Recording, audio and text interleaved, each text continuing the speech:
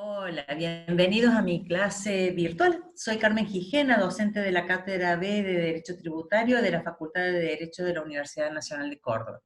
Está a mi cargo la parte especial del programa en lo relativo al IVA, programados en la unidad 15. Previo a iniciar la clase, deseo agradecerle a quienes colaboraron para producir este video, a la doctora Norma Álvarez, a mis alumnos Carolina Maril, en especial a Martín Sequeira, sin cuya paciencia se me hubiera dificultado en demasía, a mis hijos Daniel y Gonzalo y a mi hermano, quienes colaboraron en cuestiones tecnológicas. Una breve introducción de lo que es este impuesto, al valor agregado. Es un tributo, cuyo antecedente fue el impuesto sobre las ventas. Posteriormente, fue introducido con el nombre actual mediante la Ley 20.631, cuya entrada en vigor se produjo el 1 de enero de 1975, con sucesivas modificaciones, hasta llegar a la sanción de la Ley 23.349 en el año 1986, habiendo sufrido variantes en diversas oportunidades. Este impuesto es general, plurifásico y no acumulativo. Recae sobre la manifestación de la capacidad contributiva demostrada mediante el consumo, sean de bienes o servicios. Atiende a la manifestación mediata de la capacidad contributiva, pues se trata de un impuesto indirecto cuya capacidad es presumida por el legislador en función de la transferencia de riqueza realizada por las personas mediante el intercambio. Es un impuesto que obliga a contribuir tanto a sectores de altos recursos como así también a los de bajos recursos o escasos, que por lo general están exentos de tributar impuesto a las rentas. En Argentina, el impuesto al valor agregado es la principal fuente de recursos del Estado Nacional, por lo que es necesario coordinar con el resto de las normativas fiscales vigentes que gravan las ventas, a fin de armonizar la legislación. Ello es así para lograr congruencia en la determinación de las bases y el éxito del entrecruzamiento de datos dentro del sistema. La potestad del Estado Nacional de establecer este impuesto surge de las previsiones del artículo 75, inciso 2 de la Constitución Nacional. En cuanto a la clasificación, existen diversas de los impuestos indirectos, pero solo repararemos en aquellas que tienen en cuenta la cadena de circulación económica. En virtud de ello, podemos afirmar que la circulación económica comprende etapas manufactureras, mayoristas y minoristas. Si el legislador opta a aplicar el impuesto en una sola de las fases, se denominará imposición monofásica. Por el contrario, si decide gravar dos o más partes, estaremos en presencia de una imposición plurifásica. Cuando es utilizada la etapa manufacturera, están grabadas las actividades efectuadas por los productores primarios y fabricantes, quedando al margen de toda otra operación realizada en las subsiguientes etapas.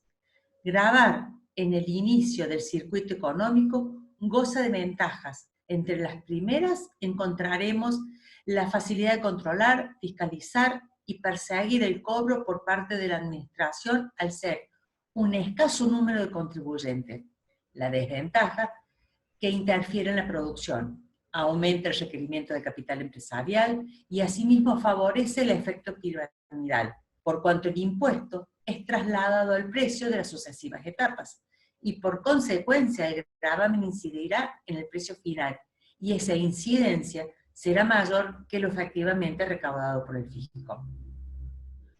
Otra alternativa es gravar la etapa mayorista, que es aquella en la que se producen las transferencias de industriales o comerciantes mayoristas a los minoristas.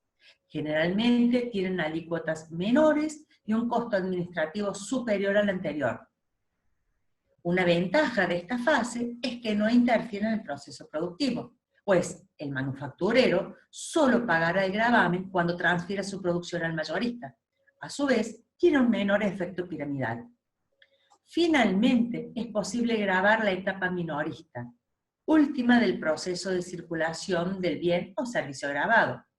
Permite la realización de una política tributaria, especialmente en lo que respecta a la diferenciación de la carga impositiva, teniendo en cuenta el destino final del producto.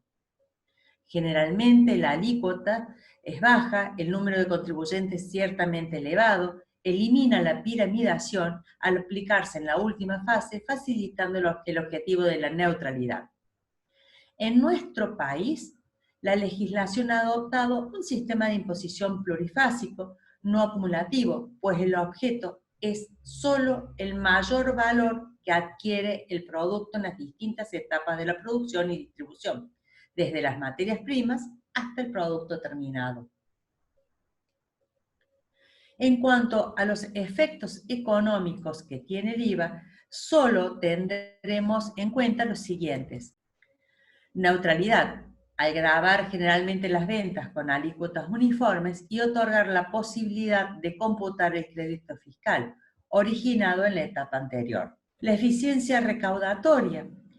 El IVA permite concentrar una parte importante de la recaudación en las primeras etapas en que la cantidad de contribuyentes es menor y por ende torna más eficiente la labor del organismo recaudador. Este beneficio se acentúa cuando los contribuyentes en ciertas etapas son obligados a actuar como agentes de retención o percepción, no acumulación. El IVA recae sobre el mayor valor que es agregado en cada etapa de circulación económica. Es decir, se paga el tributo por cada una de las etapas. Control de intereses opuestos. Al no ser acumulativo, genera el control de los compradores sobre los vendedores, con lo cual, en principio, debería facilitar la verificación y fiscalización. Trasladabilidad. Ha dicho la Corte Suprema que el IVA ha sido concebido por el legislador como un impuesto indirecto al consumo, esencialmente trasladable. Si bien la trasladación impositiva es un fenómeno regido por las leyes de la economía, existen casos en los que es posible y además necesario reconocer la trascendencia jurídica a los efectos económicos de los impuestos para arribar a una solución que resulte armónica con los derechos y garantías que establece la Constitución Nacional y con el ordenamiento jurídico vigente. Característica del IVA. Es un impuesto plurifásico, no acumulativo. Existe una fragmentación del valor de los bienes que se enajenan y de los servicios que se prestan a fin de que se distribute por cada una de las etapas de la circulación económica. Otra característica es que se trata de un impuesto indirecto comprendido dentro de las llamadas facultades concurrentes de la nación y de las provincias. Desde el punto de vista económico-financiero, grava las transacciones, o sea, la circulación económica de los bienes, los servicios y los consumos que constituyen manifestaciones mediatas de capacidad contributiva. La incidencia es sobre el consumidor, en tanto que el obligado jurídicamente a pagarlo no es este, sino el vendedor, productor o fabricante de artículos de consumo y los locadores o prestadores de servicios. En general, afecta el consumo en todas las manifestaciones y categorías. Es un impuesto real por dejar al margen de las condiciones personales de los contribuyentes, aunque prevea ciertas exenciones personales. Es proporcional y de recaudación periódica. La aplicación, percepción y fiscalización están a cargo de la AFIP y es regida por las disposiciones de la Ley 11.683.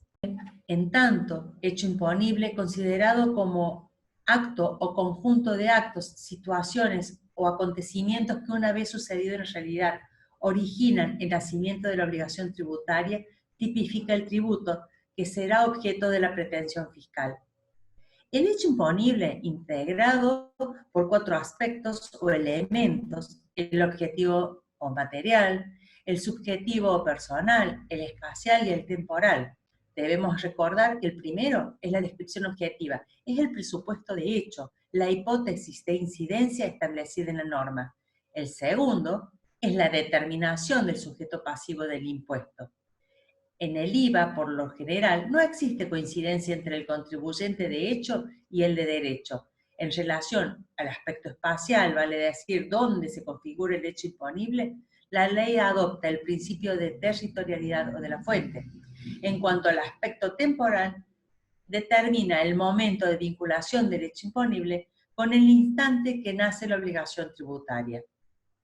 Podemos definir al IVA como un impuesto complejo, y a fin de facilitar la comprensión de este impuesto, se ha dividido en 3 expresiones o manifestaciones de cada uno de los elementos del hecho imponible.